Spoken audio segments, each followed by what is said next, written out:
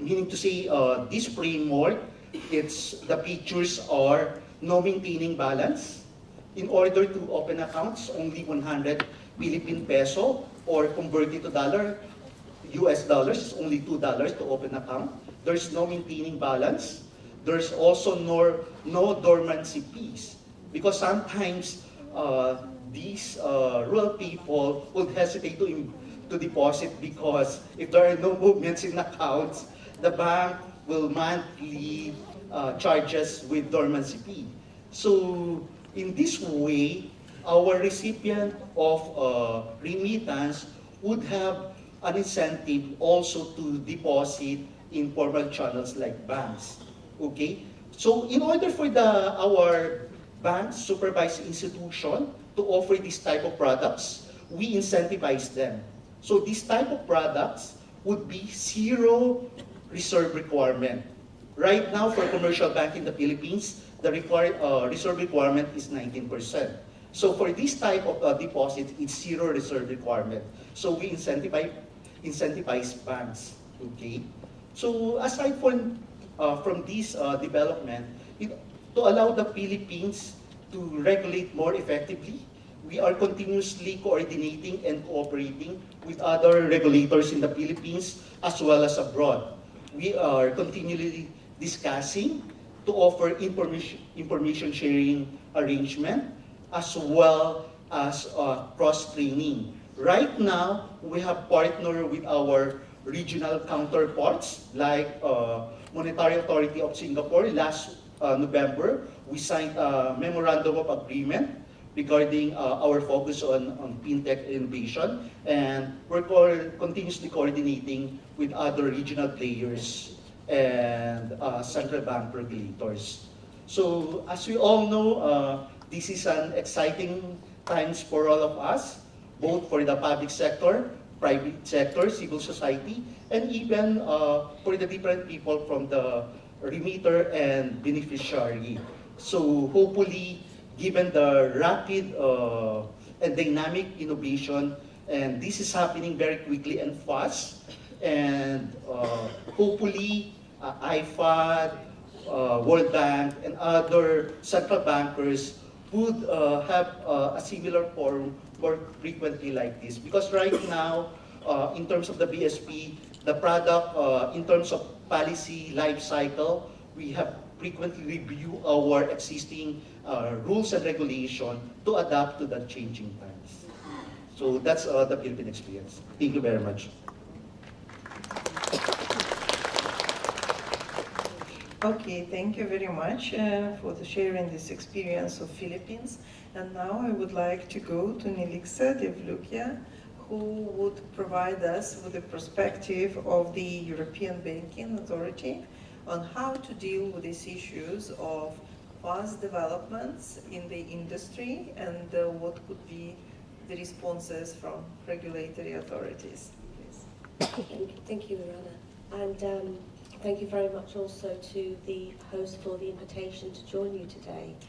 I should just highlight that although I am actually employed by the Financial Conduct Authority in the UK, I am on secondment to the European Banking Authority, but today the views that I'm expressing are my own and not those of either of those organisations.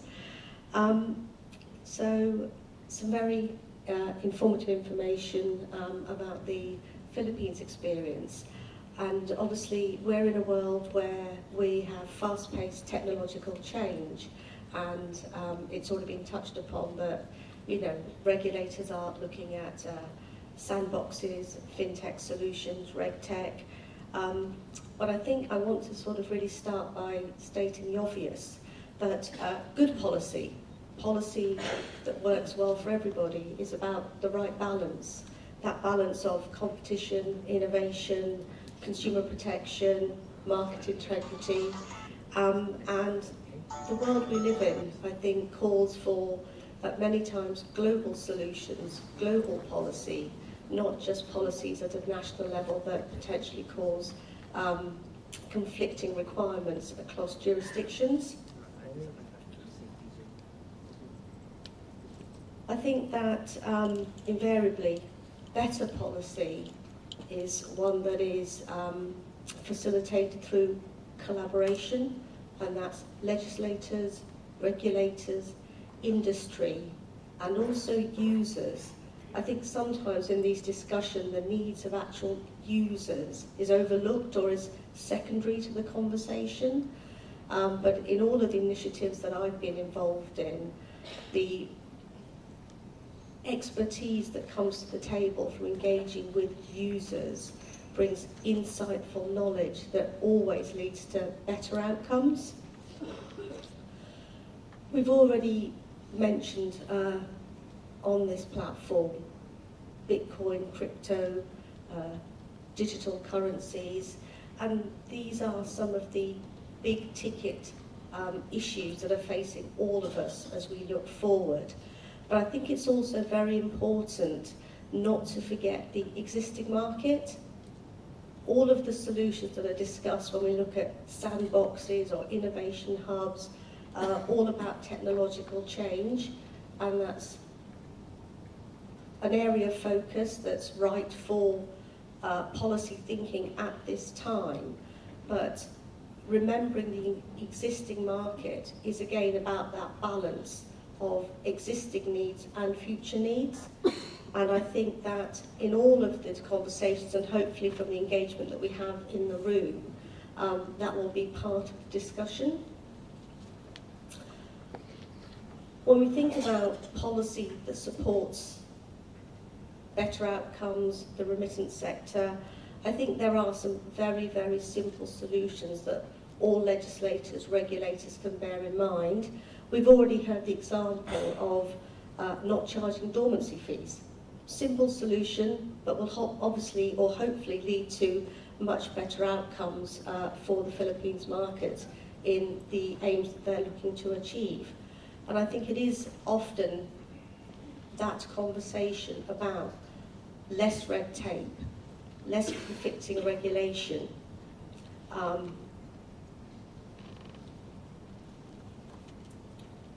more collaboration, and actually having policy that is fit for the purpose that's being sought.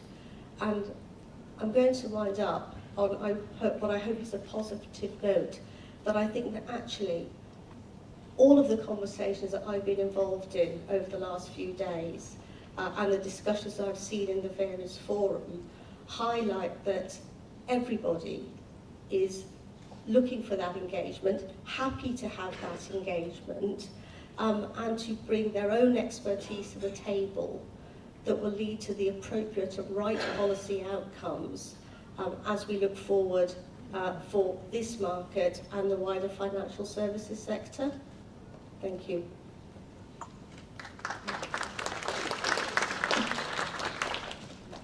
Okay, thank you very much. I mentioned already some of the recent discussions which took place at FATF and their approach to public-private dialogue and trying to listen to the concerns of the private sector. So with this, I would like to pass the mic to Kwiwoong Lee, the representative of Financial Integrity Unit, and to ask his opinion on the developments which are taking place and how in Korea they are trying to address them. Thank you, Irina. Thanks, Bank Negara, for inviting us to such a great forum. As a regulator for AML safety in Korea, I would like to share 3 points with you this morning. First is Korea's non-banking remittance service experiences.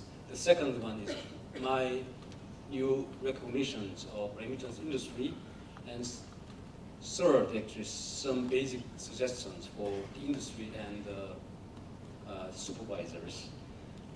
Yes, just how long do you think non-banking remittance services have been provided in Korea? 10 years? Or 5 years? No, only 10 months. Yeah, Korea introduced non-banking remittance services in July 2017. Until then, people, including migrants in Korea, were able to transfer funds internationally only through banks or post offices. Korea's international remittance market is estimated at about $10 billion per year, and approximately 1.5 million migrants are staying in Korea. In 10 months, actually, 20 money transfer operators, we call MTO, are registered, and more than 10 operators for service to customers.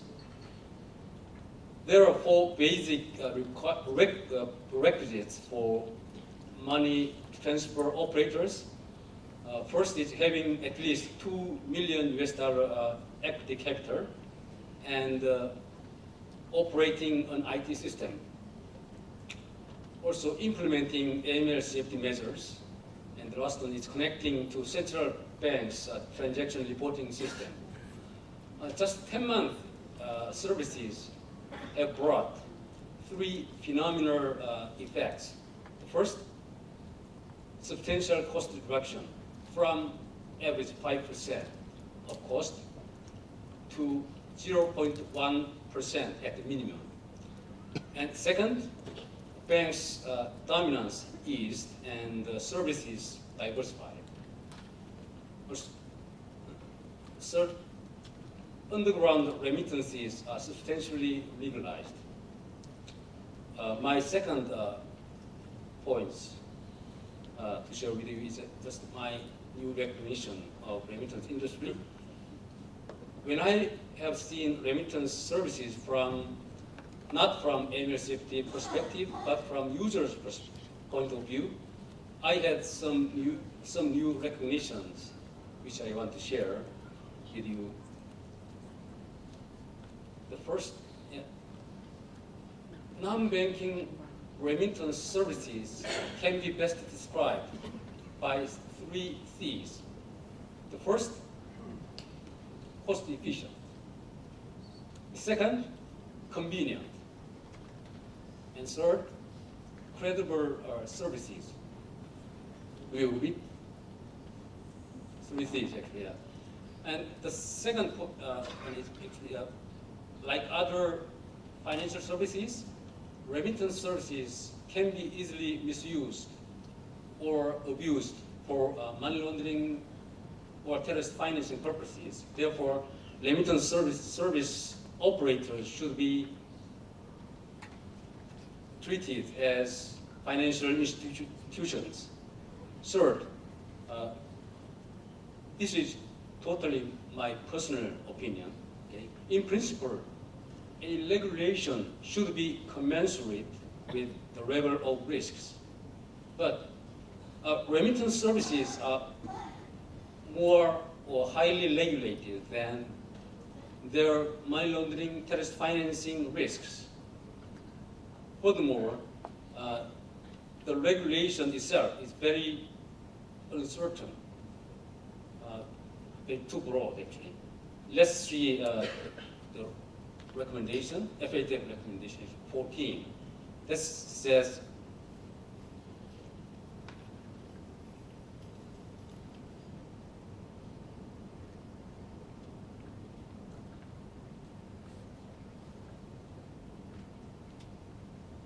here, countries should take measures to ensure that money or value transfer services, MVTS, are licensed or registered and subject to effective systems for monitoring and ensuring compliance with the relevant measures called for in the FATF recommendations.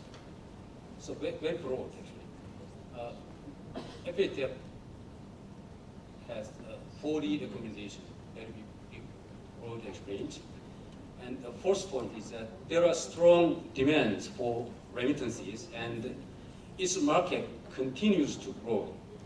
If new technologies such as cryptocurrency and blockchain are applied, then new services, opportunities for remittance will be limitless. Actually, yesterday I was RemTech session, and then that's great. Already realized some, for example, just a remittance industry without banks. That's great. And my last point I want to share with you is just some basic suggestions. 4 suggestions for the industry. The first is AML safety obligation is unavoidable. We should active on AML safety compliance, since the scope of remittance service is very narrow, actually simple. So we can wisely minimize our burden, focus on only 4 recommendations, FATF recommendations, recommendation 10, 11, 16, and 20. If we take active measures to fulfill this obligation, our burden can be lightened. A second suggestion is just communicate with the FATF. Let me give you an example. The NPO sector, actually, the whole NPO sector had been long victimized as a risky sector for terrorist financing, but they actively dialogue or communicated with the FATF through private sector consultative forums, and for 3 years actually, and then successfully changed their relevant recommendation 8, actually changed in 2016.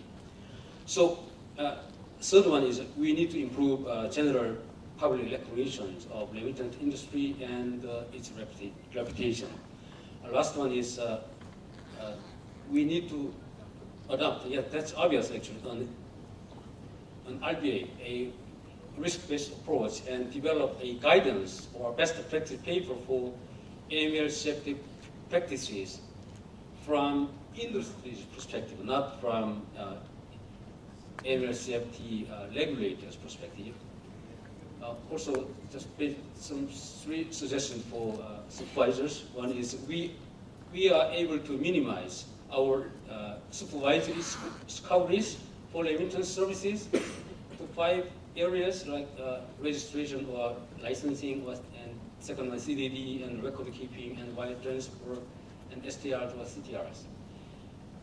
Also, our supervision should be based on regular risk assessment on the industry, and always a risk-based supervision should be pursued. Last one is to find or monitor unusual transactions. We need to think about using some comparative analysis of data reported by service providers. Thank you.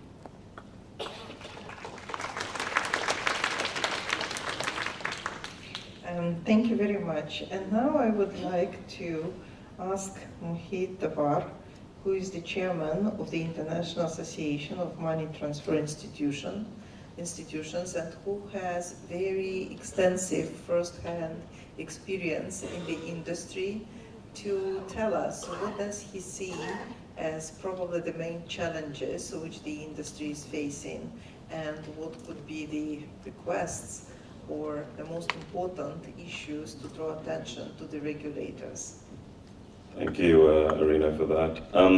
When I received this invitation, kind invitation from Bank Negara to participate on a session with the regulators, I didn't know whether I should be honored or scared, but anyway, we're here.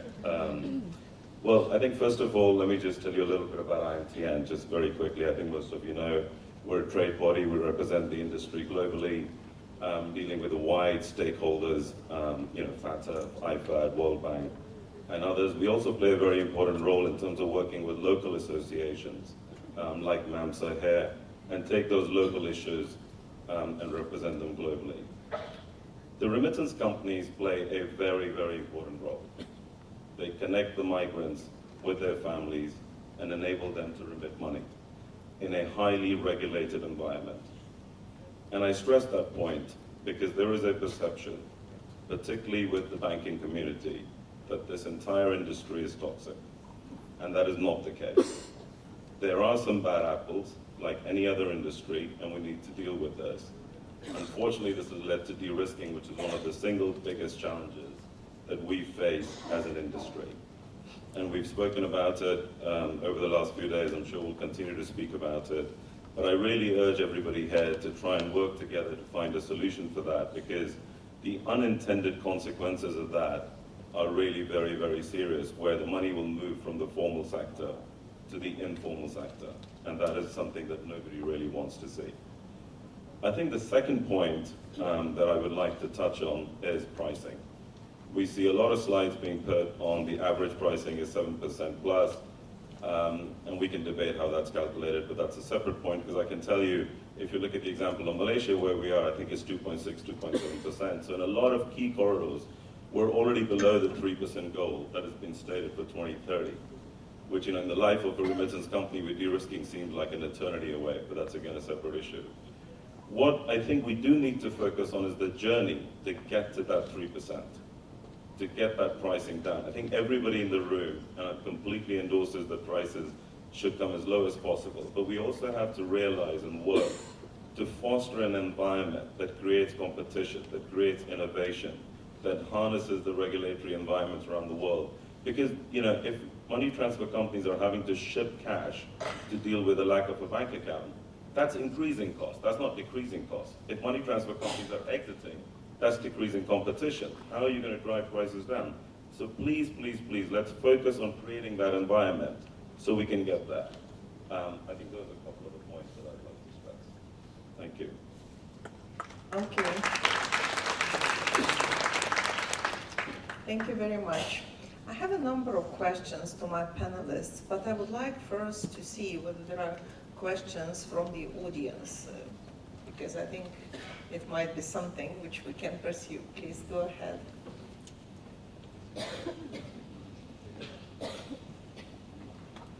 Hello. Okay, good morning to the panel. As a regulator, I just want you guys to highlight how you guys differentiate between compliance-based approach and risk-based approach. Because I think mostly all the partners and market players are trying to be compliant to get all this certified document to comply to the regulatory requirements. But I don't think so much focus on the risk-based approach. So could you, the panel, try to explain more on the risk-based approach that has been implemented? Thank you. Who would like to take it? You want to start? Okay, I will respond to that from the point of view of first the regulator, and also, as you mentioned, from the point of view of the market players. Okay, from the point of view of the regulators, so in terms of risk-based, regulators has limited resources. So we focus our supervisory attention to those areas and operation of banks or non-bank financial institution which exposes them to high risk. So in order for us to maximize and optimally use our resources. So first, before going to on-site, for example, during our off-site surveillance, we conduct a risk assessment of the particular financial products and operation of banks and non-bank financial institutions. In such a way, our examination objectives and plans are well articulated. So essentially, that's the focus from the regulator's point of view. Okay, on the point of from the market players' point of view, I understand some of the market players, and I see it given my 20 years experience as a central banker, from the compliance point of view, sometimes the market players, and this is not maybe a sweeping statement, but sometimes market players, when they compliance, they merely assume articulated, provide the documents in order to comply with the rules and regulation of the supervisor. But more importantly, our role for the supervisor is to highlight the benefits why a particular minimum supervisory standard are set on these players. So in order for them not merely doing providing documents in order to comply, but these are for the benefits of the entities and the owners and other stakeholders of that of that entities. Also, the risk base now are focused on the process. So when we examine banks and non-bank financial institutions, we focus on the processes made by the institution from the strategy point of view of the bank on how they set their strategic direction and also the governance for that particular products and the risk management. So in some way, that's a critical role in order for both the regulated entities and the supervisor to have a conversation regarding the expectation and also to better understand what are the benefits for the regulated entities of the rules and regulation set by the regulator. Okay. Thank you. Would you like to add something? Yeah. Please. Yeah. Yes, risk-based approach is always a big problem actually for industry. Even some just FATF include PEPs, just the international organizations, some high-ranking officials of international organizations include PEPs, and then one global bank actually just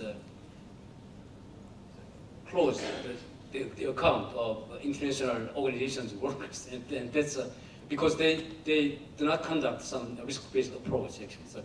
So to conduct or risk-based approach, I think two things. One thing is understand the requirements.